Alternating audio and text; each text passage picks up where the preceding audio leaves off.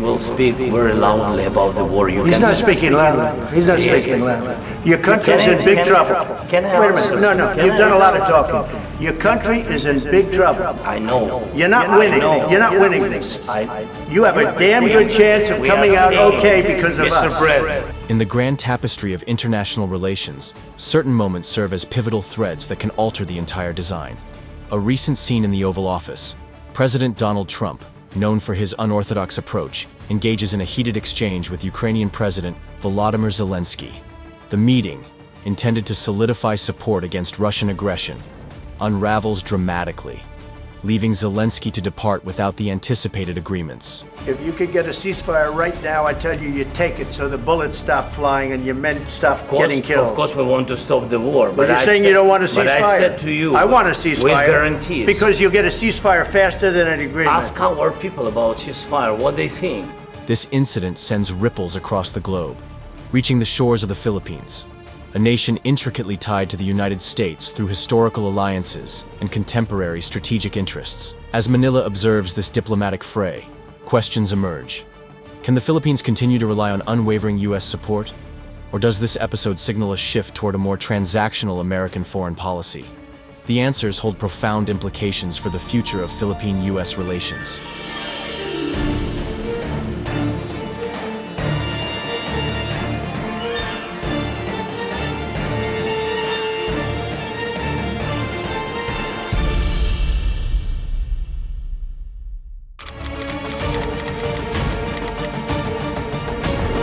For decades, the Philippines has leaned heavily on the United States for military support, a relationship formalized through the 1951 Mutual Defense Treaty. This alliance has been pivotal in countering regional threats, especially amid China's assertive claims in the South China Sea. Joint military exercises, such as Balikatan, and agreements like the Enhanced Defense Cooperation Agreement, EDCA, have further solidified this partnership. In July 2024, the U.S. emphasized its commitment by announcing an unprecedented $500 million in foreign military financing to the Philippines. U.S. Secretary of State Antony Blinken described it as a once-in-a-generation investment aimed at modernizing the armed forces of the Philippines, AFP, and the Philippine Coast Guard, PCG. It's, I think, really evidence of a steady drumbeat of very high-level engagements between our countries that are covering the full range of issues and opportunities that bring us together, not only security, but also economic, and we're truly grateful for this partnership. Defense Secretary Lloyd Austin emphasized that this funding sends a clear message of support for the Philippines from the Biden administration, the U.S. Congress, and the American people. I've said a number of times that we're more than allies, we're family. And it always feels that way when I'm working with our colleagues. We have common interests, common values. And so I think we've done a lot over the last 3.5 years to continue to strengthen our alliance. And we look forward to continuing to work with you and your team to move even further. However, recent developments have cast shadows over such alliances.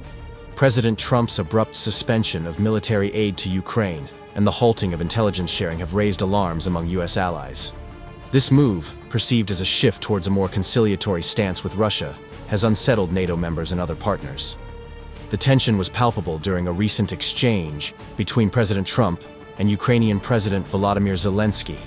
In a meeting that observers described as contentious, Trump reportedly dismissed Zelensky's strategic concerns, emphasizing domestic U.S. priorities over international commitments. This interaction has led European allies to question the reliability of U.S. support, prompting discussions about supporting their own defense capabilities independent of American assistance. For the Philippines, these events are cause for reflection. While the recent U.S. military aid supports its defense posture, the unpredictability of U.S. foreign policy under the current administration necessitates a re-evaluation of its strategic dependencies. As regional tensions persist, particularly in the South China Sea, Manila must weigh the benefits of its long-standing alliance against the backdrop of shifting geopolitical dynamics. The Philippines sits at a crucial crossroads in the Indo-Pacific, controlling vital sea lanes linking the Pacific and Indian Oceans. The country's archipelagic geography makes it a strategic military outpost for the U.S., enabling quick deployment of forces across the region. With growing tensions between China and the U.S., the Philippines plays a key role in Washington's efforts to maintain a free and open Indo-Pacific.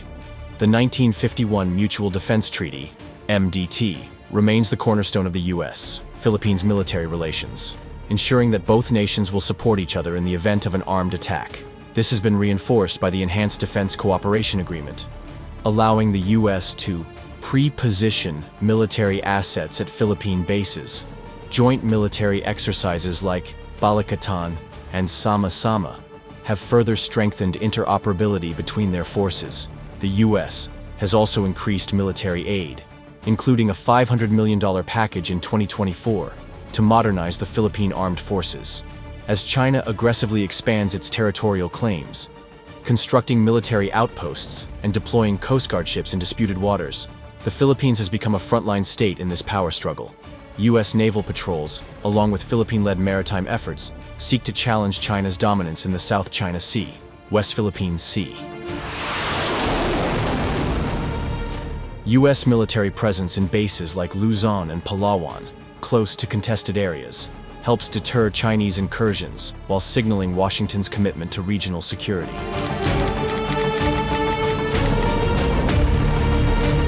Under Trump's America First doctrine, the U.S. has moved away from traditional alliance commitments and adopted a more transactional approach.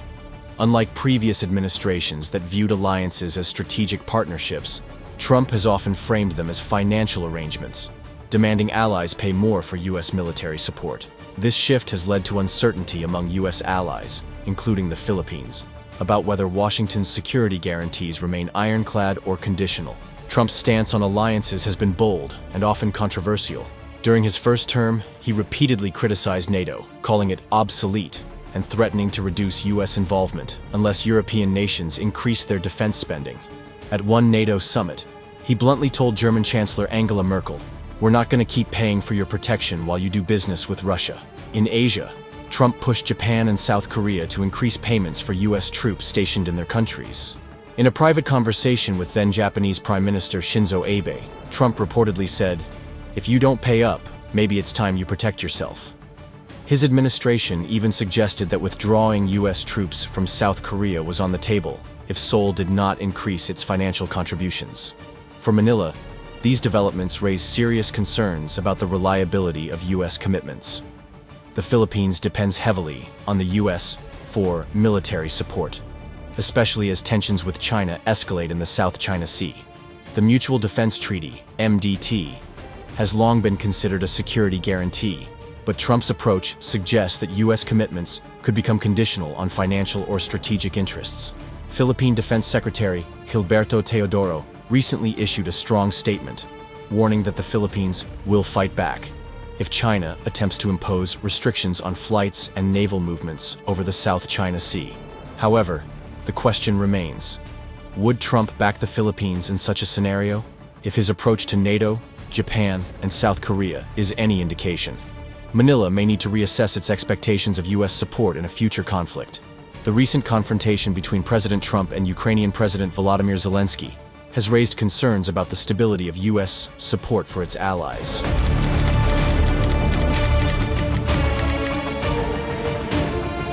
In a tense Oval Office meeting, President Trump and Vice President J.D. Vance accused President Zelensky of gambling with World War III, expressing frustration over Ukraine's handling of the ongoing conflict with Russia. You invited If me you to didn't speak have our military equipment, this war would have been over in 2 weeks. in 3 okay? days. I heard it from Putin. In 3 days. This is something Maybe new. less. In 2 weeks. Of course, yes. It's going to be a very hard thing to do business like this, I Again, tell you you. just say thank you. I said a lot of times thank you to American people. Accept that there are disagreements, and let's go litigate those disagreements rather than trying to fight it out in the American media when you're wrong.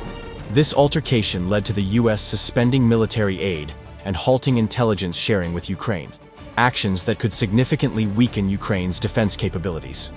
These developments have strained U.S.-Ukraine relations, leaving Kyiv in a vulnerable position. President Trump's foreign policy has been characterized by a transactional approach, often linking U.S. support to the perceived loyalty and actions of allied nations. In the case of Ukraine, the suspension of aid following a contentious meeting underscores this unpredictability. Such actions suggest that U.S. support may be contingent upon an ally's alignment with Trump's expectations, rather than steadfast commitments.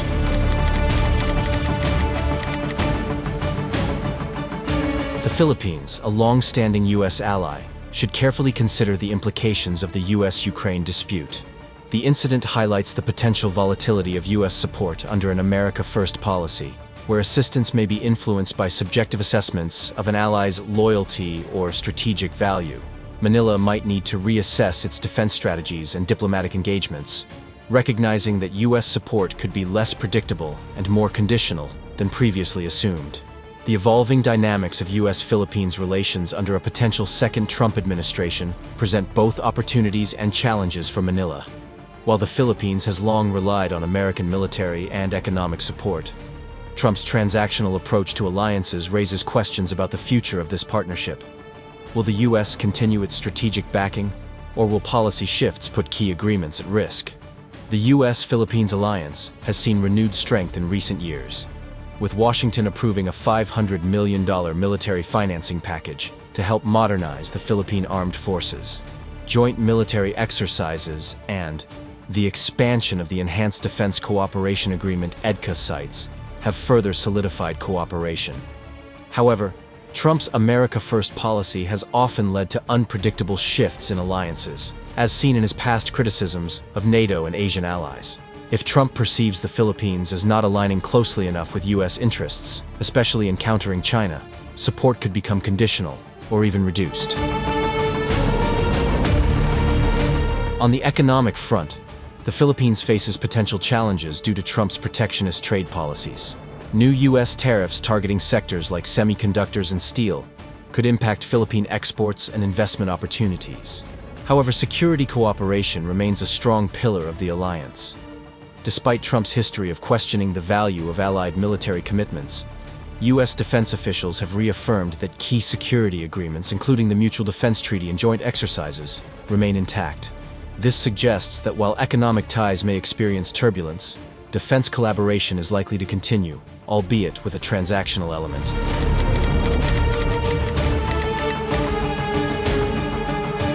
President Ferdinand Marcos Jr. has adopted a pragmatic foreign policy, balancing relations with both the U.S. and China. To navigate a potential Trump administration, he could employ several strategies.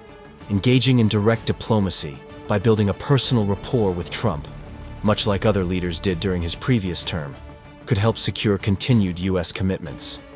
Diversifying partnerships with nations like Japan, Australia, and the European Union would provide economic and security alternatives if U.S. policies shift unpredictably.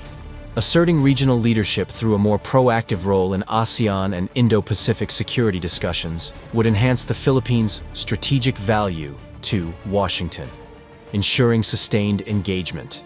By carefully managing diplomatic relations and hedging against policy uncertainties, the Philippines can maintain its crucial alliance with the U.S., while safeguarding national interests in an increasingly volatile geopolitical landscape.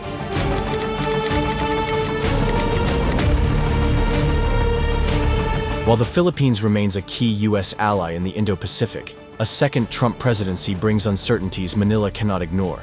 Trump's foreign policy has been transactional, unpredictable, and based on perceived loyalty rather than long-standing commitments. Although the Mutual Defense Treaty, MDT, and strong military ties offer a foundation for continued support, Trump's history of questioning alliances, such as his stance on NATO and Ukraine, raises concerns about over-reliance. The Philippines should continue defense cooperation with the U.S. while preparing for potential changes under Trump. High-level diplomatic engagement, including direct ties between Marcos Jr. and Trump, will be crucial to securing commitments. To reduce reliance on the U.S., Manila must deepen defense ties with Japan, Australia, and ASEAN, while actively participating in Quad, plus initiatives and joint military drills to reinforce strategic value. With Trump's protectionist policies posing risks, the Philippines should expand trade ties with the EU, ASEAN, and Indo-Pacific allies, while strengthening infrastructure and investment partnerships with Japan, South Korea, and India for economic resilience. the Philippines can maintain its economic stability and security in the face of changing U.S. policy by striking a balance between its regional strategy and U.S. ties. Manila should remain confident in U.S. backing but avoid blind trust. A pragmatic, multi-aligned approach, strengthening regional partnerships and diversifying economic ties, will ensure that the Philippines remains secure and economically stable, regardless of shifts in Washington's policies. Thank you for tuning in to our channel. If you enjoyed the video, please remember to like, share it with your friends, and subscribe to our channel for more in-depth analysis of global issues.